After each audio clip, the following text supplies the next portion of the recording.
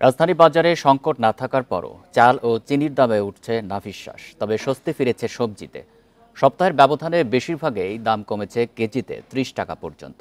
বিক্রেতারা বলছেন, সরবরাহ স্বাভাবিক হতে শুরু করায় আরও উন্নতি হবে পরিস্থিতির।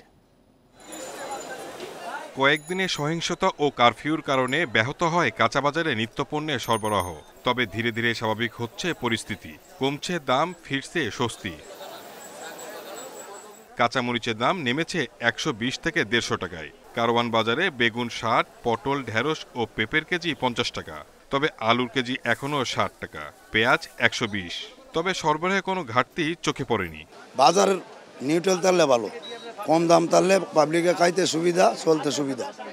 আর ৬০ টাকা, ৭০ টাকা, ৮০ টাকা হয়ে গেলে মানুষের কষ্ট হয়ে যায়। কষ্ট তো হবেই, হয় না?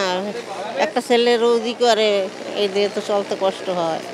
উল্টো দিকে গত ৮-১০ দিনে সব ধরনের চালের দাম কেজিতে বেড়েছে ২ থেকে ৪ টাকা।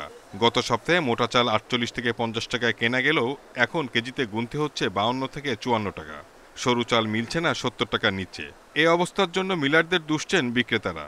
ওনারা বলে ধানের দাম বেশি, আসলে কতটুকু ধানের দাম বেশি কম এটা মনে হয় সরকার খতিয়ে দেখলে ভালো হয়। কেননা এখন পর্যাপ্ত পরিমাণ ধান চাউল আছে, বাড়ার কোনো প্রশ্ন উঠে না, কেন বাড়বো? অনেকদিন স্থির থাকার পর আবার বেড়েছে চিনির দাম। কেজিতে ৫ টাকা বেড়ে খোলা চিনি বিক্রি হচ্ছে ১৩৫ টাকায়। প্যাকেটের চিনি ১৪০ থেকে ১৪৫ টাকা কেজি। অন্যদিকে সরবরাহ বাড়লেও মাছের দামে এর কোনো প্রভাব পড়েনি ঢাকার বাজারে। Shahid Ahmed, independent news, Dhaka.